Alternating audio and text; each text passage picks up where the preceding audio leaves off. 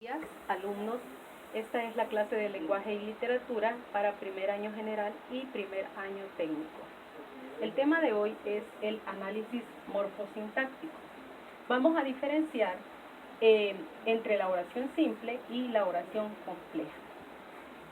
Primeramente vamos a definir qué es la oración. Es una formulación que expresa una idea en sentido completo. ¿Qué quiere decir esto? Que un enunciado, para ser clasificado como oración, tiene que expresar una idea que se entiende, es decir, en sentido completo. Aquí tenemos un ejemplo: el niño corre en el jardín. Vamos a iniciar diferenciando los dos elementos principales de la oración, que es el sujeto y el predicado.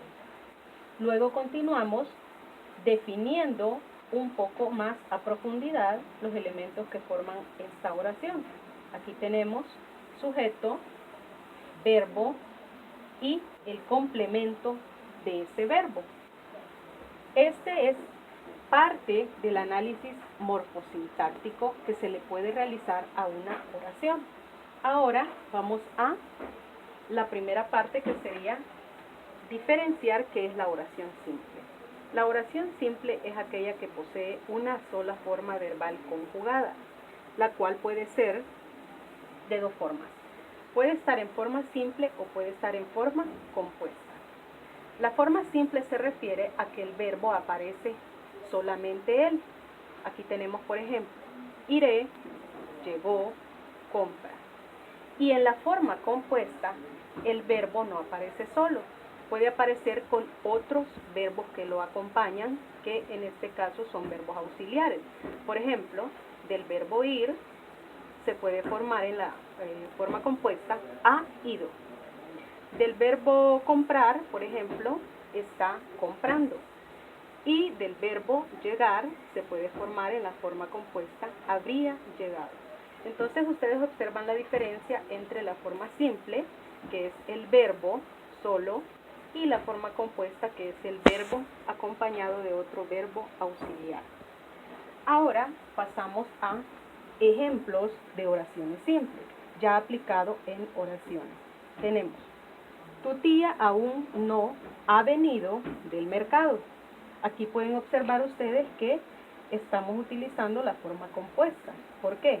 Hay dos verbos: el verbo principal, que es venir, y el verbo auxiliar, que es del verbo haber. En el segundo ejemplo tenemos: ese gato es muy juguetón. Aquí podemos observar que el verbo está en la forma simple, porque aparece únicamente solo, ¿verdad? No tiene otro verbo auxiliar acá. Ahora bien, esto sería con respecto a la oración simple. Ahora pasamos a la oración compuesta. La oración compuesta, ¿por qué se diferencia de la simple? En la oración compuesta vamos a encontrar dos o más formas verbales conjugadas. Es decir, dentro de la oración compuesta van a aparecer dos o más verbos que están expresando acciones que realiza el sujeto o los sujetos, dependiendo de si el sujeto, hay varios sujetos dentro de la oración. Aquí tenemos un ejemplo: me gusta cómo cantas, pero no cómo bailas. Aquí tenemos solamente dentro de esta oración tres verbos. Ustedes pueden observar, aquí los he resaltado con rojo: gusta, cantas y bailas. En la oración compuesta puede haber dos o más acciones que realice el sujeto. Aquí tenemos otros ejemplos más para que comprendan mejor la oración compuesta, que también la vamos a encontrar con el nombre de compleja. Aquí tenemos: vi a esa señora saliendo de tu casa. Aquí podemos ver dos verbos dentro de la oración que están conjugados: vi y saliendo, expresando dos acciones distintas. En el segundo ejemplo vemos acá: llegué justo a tiempo para cenar. Observamos que está el verbo llegar, llegué, y el verbo cenar.